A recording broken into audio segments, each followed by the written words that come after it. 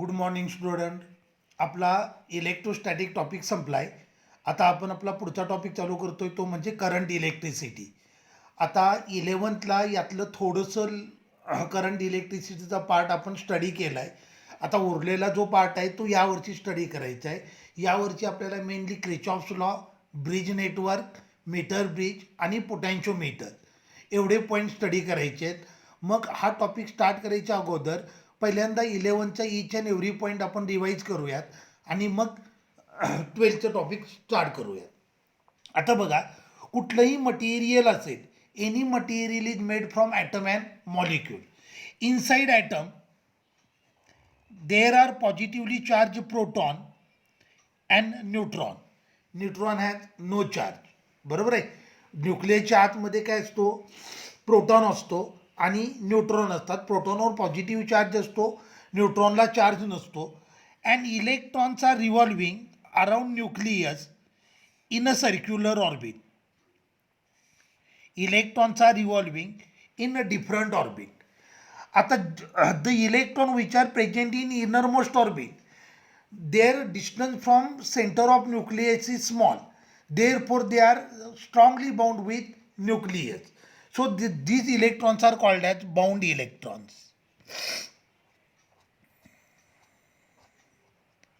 जे electron innermost ऑर्बिटमध्ये present आहेत, जे इलेक्ट्रॉन इनरमोस्ट ऑर्बिटमध्ये प्रेझेंट आहेत, त्या इलेक्ट्रॉनचं न्यूक्लियसपासूनचं डिस्टन्स कमी आहे. Electrostatic force is inversely proportional to r square. Electrostatic force inverse स्क्वेअरला ओबे करतो. इनवर्सली प्रोपोर्शनल टू म्हणजे हा फोर्स असणार आहे. It is inversely proportional to r square.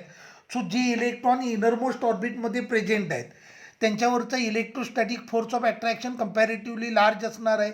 So they are strongly bound with nucleus. Such electrons are called as free bound electrons. The electron which are present in outer orbit, their distance from nucleus is comparatively large. So electrostatic force of attraction on this electron due to nucleus is very small. These electrons are loosely bound with nucleus.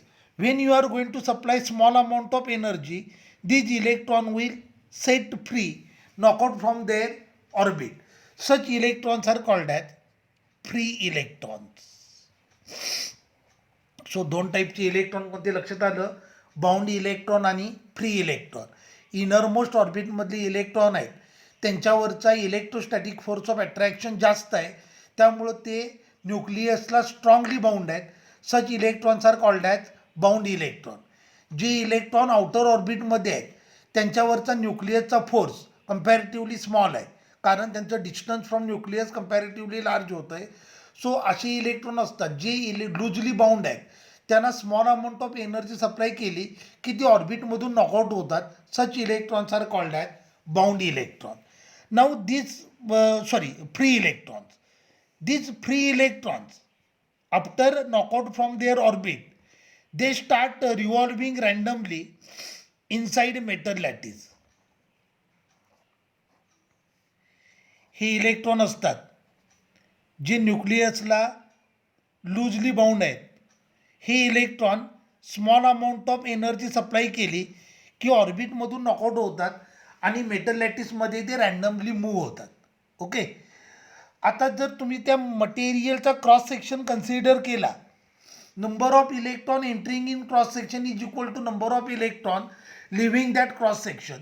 Therefore net number of electron in that cross section is 0. Therefore current is 0. लक्षात आलं? Initially free electron आहेत ते ऑर्बिटमध्ये आहेत. तुम्ही त्याला small energy supply केली तर ती इलेक्ट्रॉन ऑर्बिटमधून नॉकआउट झाले. असे नॉकआउट झालेले इलेक्ट्रॉन मेटल लॅटिसमध्ये रँडमली मूव्ह करतात. त्यांची मोशन असते ती रँडम मोशन असते.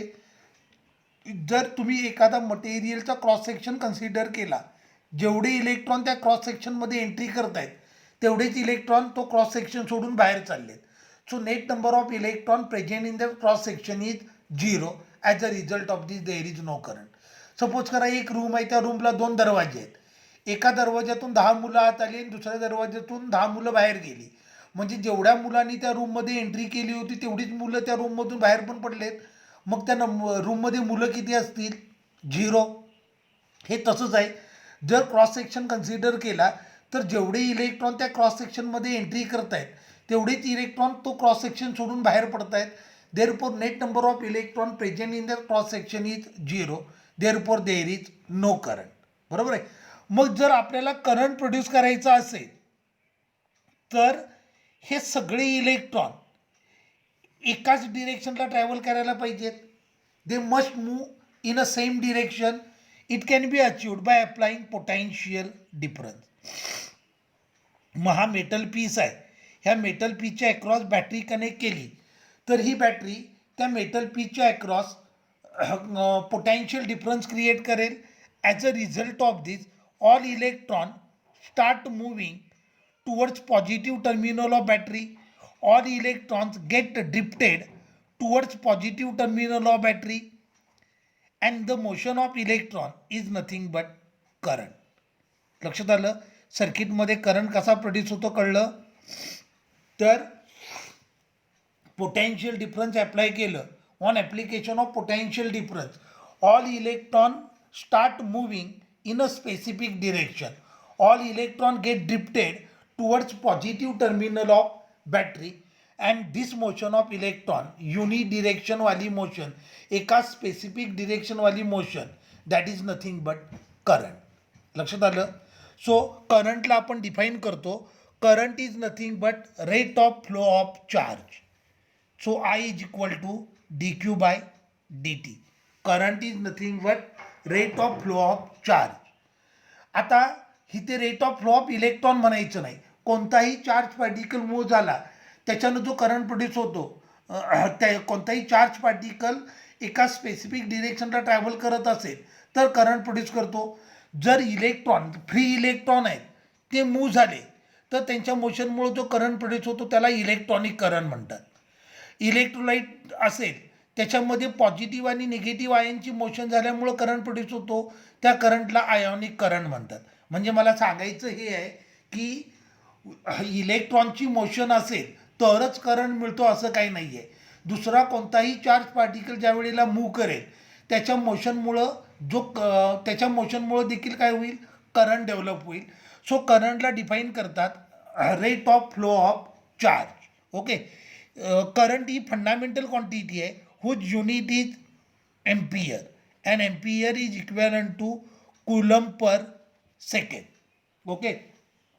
करंटचे डायमेन्शन असतात L0, M0, T0, A⁻1.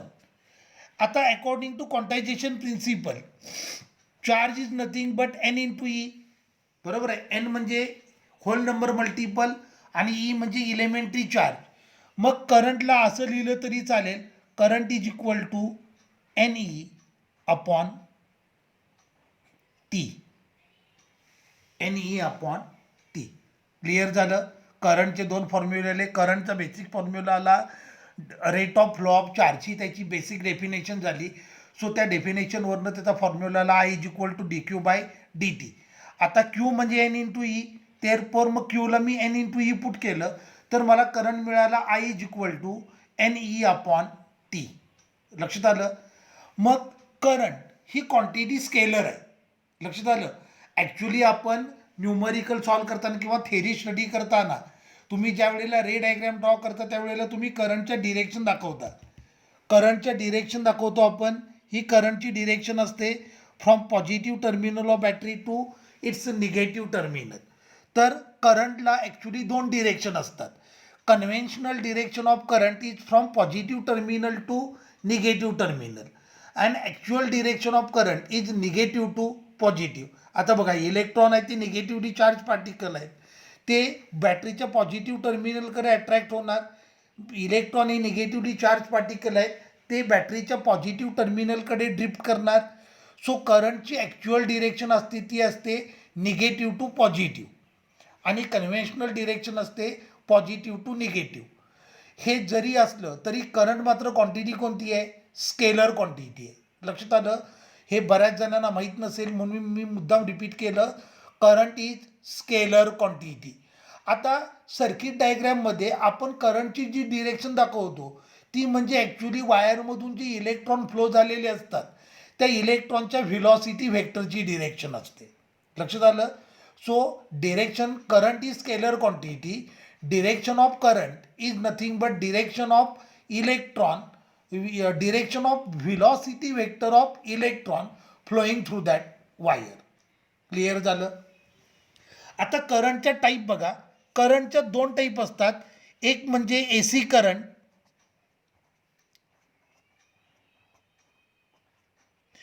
आणि दुसरं म्हणजे डीसी करंट. आता मी जर करंट असा ड्रॉ केला, करंट वर्सेस टाइमचा ग्राफ आहे.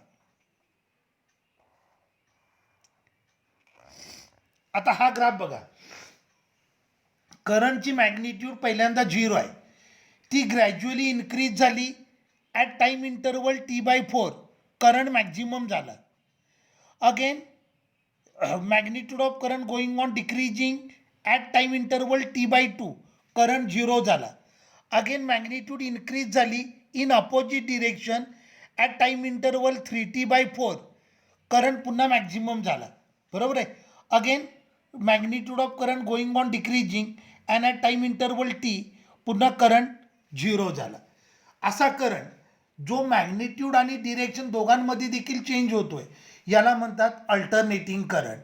अ current whose magnitude changes with time and direction reverse periodically is called as alternating current. लक्षात आलं. A current whose magnitude changes with time and direction reverse periodically is called as alternating current. हा alternating करंटचा waveform आहे ज्याच्यामध्ये करंटची magnitude आहे ती with respect to time change झाले.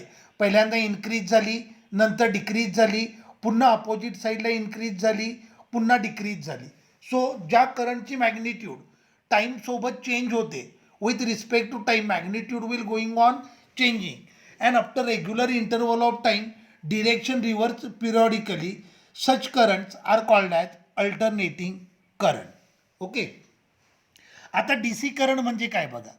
अ current whose magnitude remains constant with respect to time is called as D C current. लक्षात आलं. A current whose magnitude remains constant with respect to time is called as D C current. आता इथे जो मी D C current दाखवला आहे याला ideal D C म्हणतात किंवा याला थेरॉटिकल डी सी म्हणतात. प्रॅक्टिकली आपण जो करंट मिळवतो डी सी करंट तो असा असतो ज्याच्यामध्ये अगदी स्मॉल फ्लक्च्युएशन असतात. तर या करंटला प्रॅक्टिकल डी सी म्हणतात किंवा फ्लक्च्युएटिंग डी सी म्हणतात. लक्षात आलं.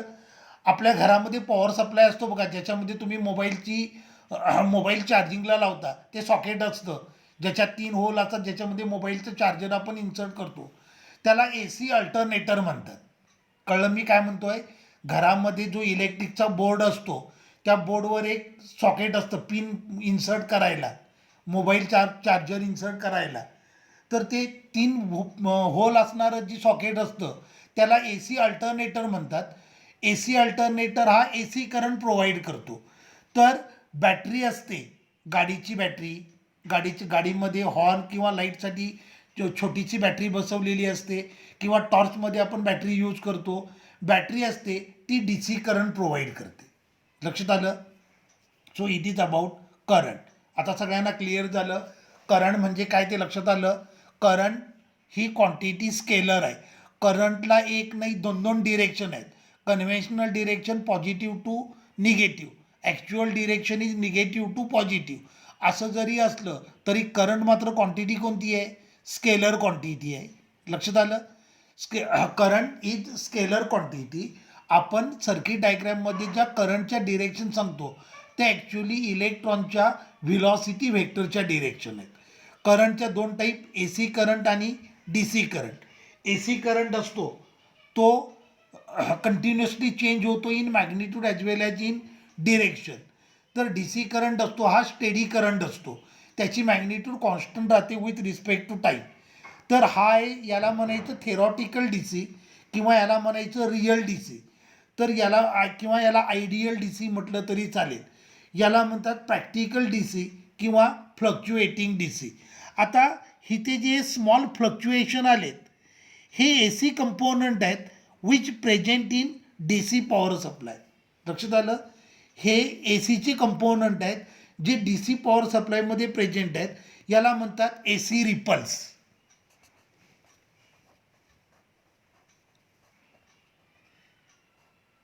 AC ripples. Component of AC present in DC is called as are called as AC ripples. Clear झालं? सो मी काय काय सांगितलं बघा.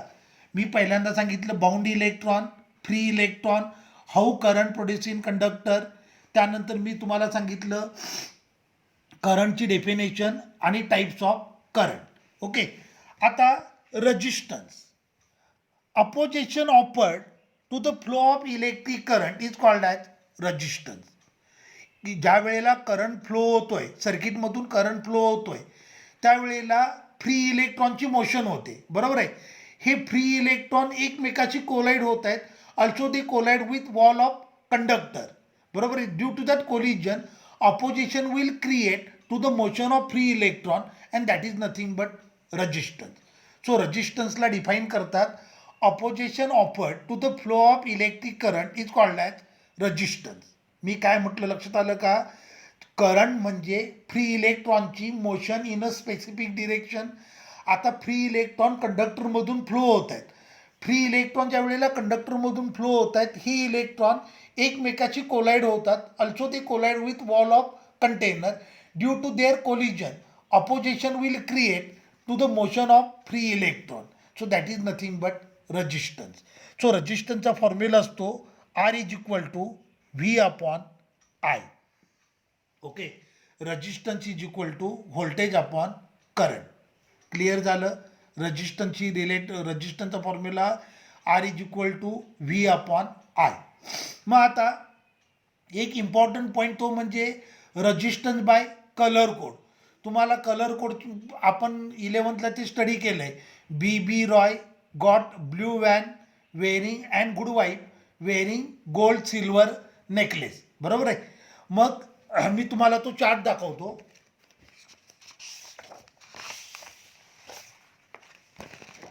हा तो चार्ट आहे, मी ऑलरेडी बनवून ठेवला आहे.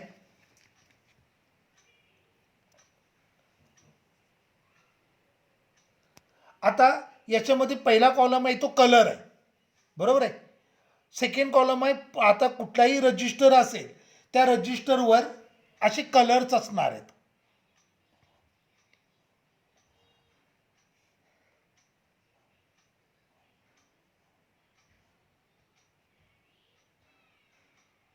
कुठला पण रजिस्टर असेल त्याच्यावर 4 डिफरंट कलरच्या रिंग्ज असणार आहेत.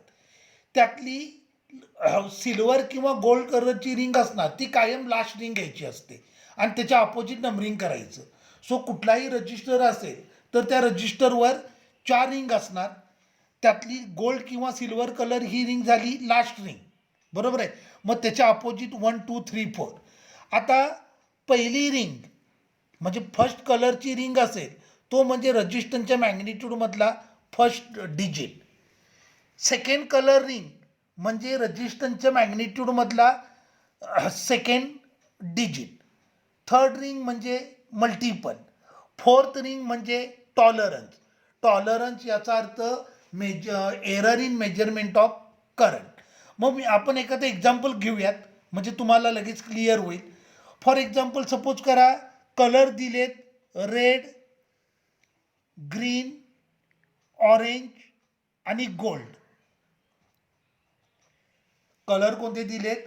Red, green, orange, gold. आता गोल्ड ही फोर्थ कलरची रिंग असणार. पहिली रिंग कोणती आहे? रेड. मग आपण इथे रेडला शोधूयात. मग रेडचा नंबर किती आहे? 2 आहे. So R is equal to 2. Second colour green आहे. आता सेकंड कलर म्हणजे second digit.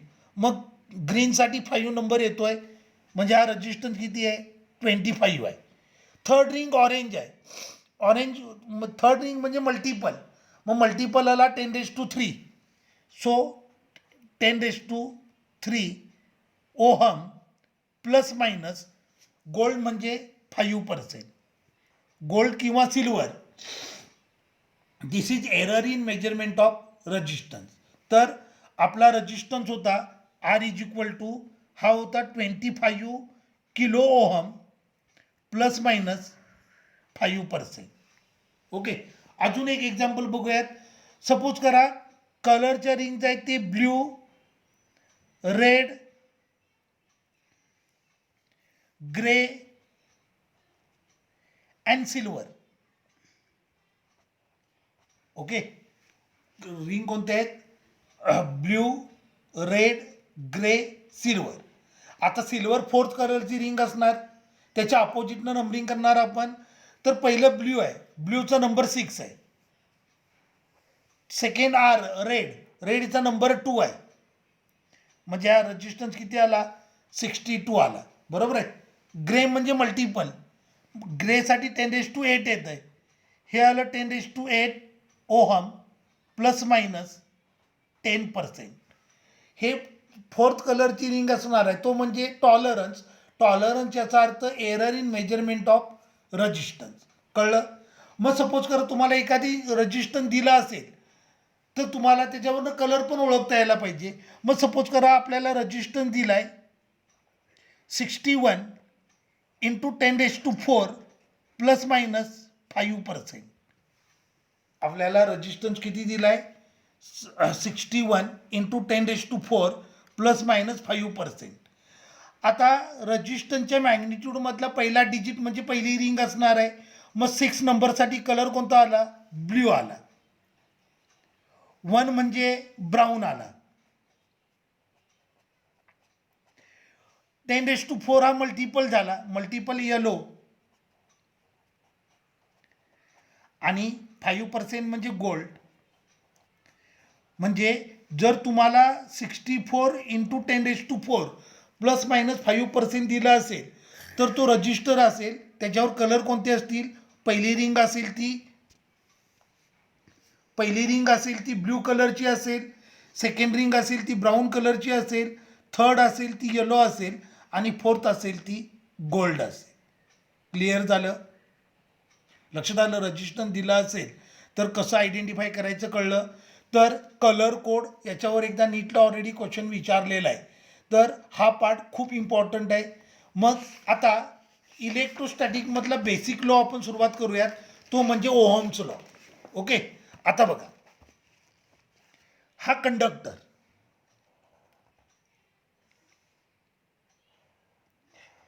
Conductor is connected to battery.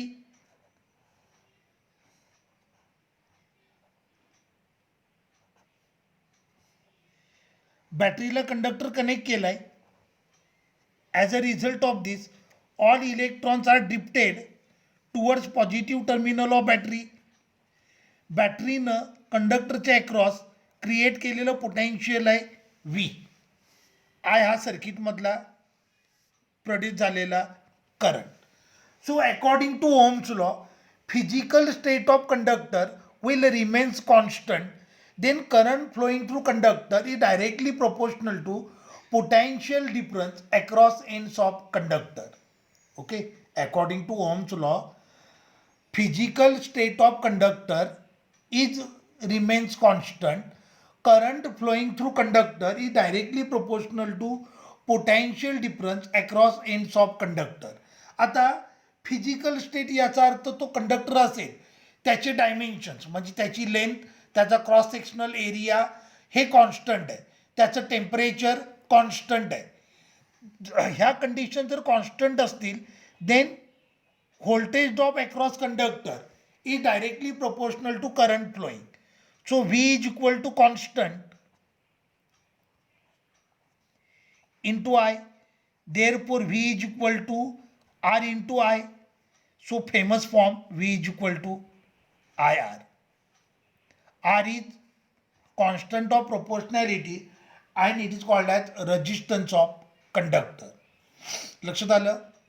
This is Ohm's law.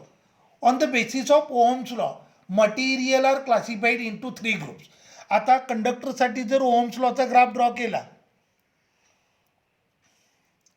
कंडक्टरसाठी Ohm's लॉचा ग्राफ ड्रॉ केला तर हा ग्राफ येतो straight line passing through origin. हेच सेमी कंडक्टरसाठी जर तुम्ही ग्राफ ड्रॉ करत असाल तर हा ग्राफ येतो curve passing through origin. Okay, कंडक्टरसाठी ओहम्स लॉचा ग्राफ आहे, तो graph straight line passing through origin असतो. तर सेमी कंडक्टरसाठी हा graph curve passing through origin असतो. So on the basis of Ohm's law material are classified into 3 groups: ohmic conductor, non-ohmic conductor and insulator. ohmic conductor म्हणजे conductor, non ohmic conductor म्हणजे semiconductor आणि insulator. The material which strictly obeys Ohm's law are called as ohmic conductor. The materials which strictly obeys Ohm's law are called as conductor. The material which roughly obeys Ohm's law are called as semiconductor or non-ohmic conductor. The material which does not obey Ohm's law are called as insulator.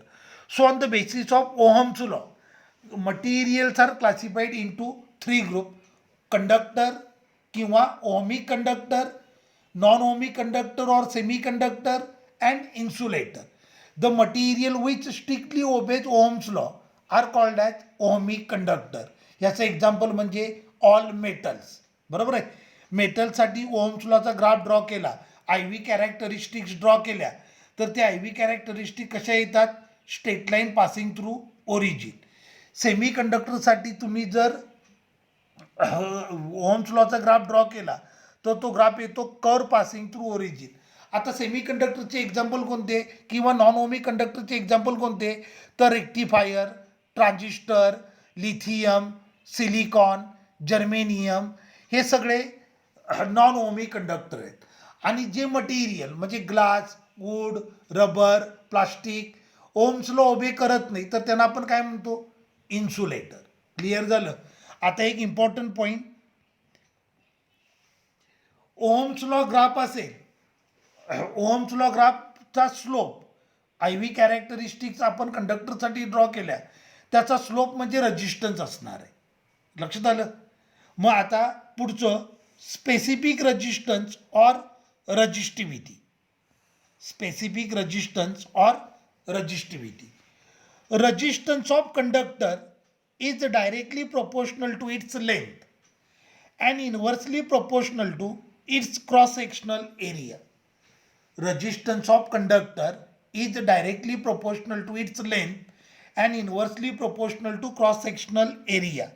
So R is directly proportional to L upon A. Therefore R is equal to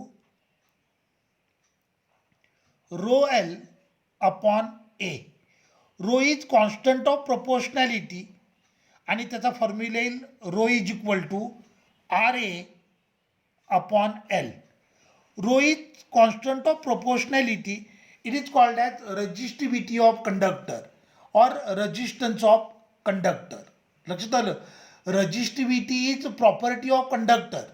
when you are going to change conductor, resistivity will also change. म्हणजे copper असेल तर कॉपरची 1 मीटरची wire घ्या किंवा 10 मीटरची wire घ्या, long wire, दोन्ही केसमध्ये मटेरियल सेम असेल तर रजिस्टिव्हिटी सेमच राहील. आता बघा, when L is equal to 1 metre and A is equal to 1 metre square, then rho is equal to R. मग ह्याच्यावरनं आपल्याला रजिस्टिव्हिटी डिफाईन करायची आहे. Resistivity is nothing but resistance of conductor having unit cross sectional area and unit length. आता cross sectional area आणि length म्हणजे dimension झाले.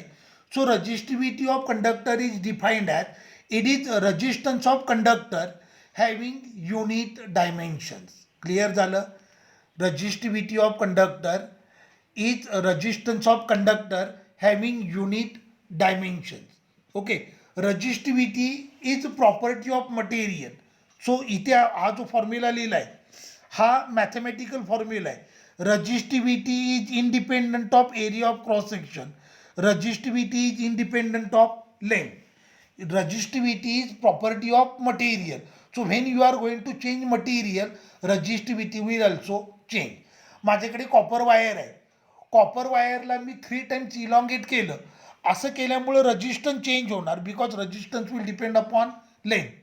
बरोबर आहे. वायर असं इलॉंगेट करत असेल तर वायरचा क्रॉस सेक्शनल एरिया डिक्रीज झाला, so resistance of wire will change, कारण रजिस्टन्स हा लेंथ आणि एरियावर डिपेंड असतो. पण रजिस्टिव्हिटी डिपेंड असेल का? कॉपर वायरला 3 टाइम्स इलॉंगेट केल्यानं कॉपरचे ॲल्युमिनियम होणार नाही आहे, सो रजिस्टिव्हिटी कशी असेल? सेम राहील. रजिस्टिव्हिटी मग डिपेंड कशावर असते? Resistivity is independent of dimension. Resistivity will depend upon nature of material and temperature. लक्षात आलं? Resistivity will depend upon temperature and nature of material. When you are going to change material, resistivity will also change. So डायमेन्शन्सवर resistance depend असतो. एक copper wire आहे, तिचे 10 छोटे छोटे equal लेंथवाले piece बनवले तर रजिस्टन्स चेंज होईल, रजिस्टिव्हिटी विल रिमेन्स अनचेंज. पण तुम्ही कॉपर वायरच्या ऐवजी ॲल्युमिनियम वायर घेतली तर मात्र रजिस्टिव्हिटी काय होईल? चेंज होईल. लक्षात आलं? तर अजून थोडंसं डिस्कशन आपलं राहिलं आहे, मग आपण आपला ॲक्च्युअल टॉपिक चालू करणार आहे.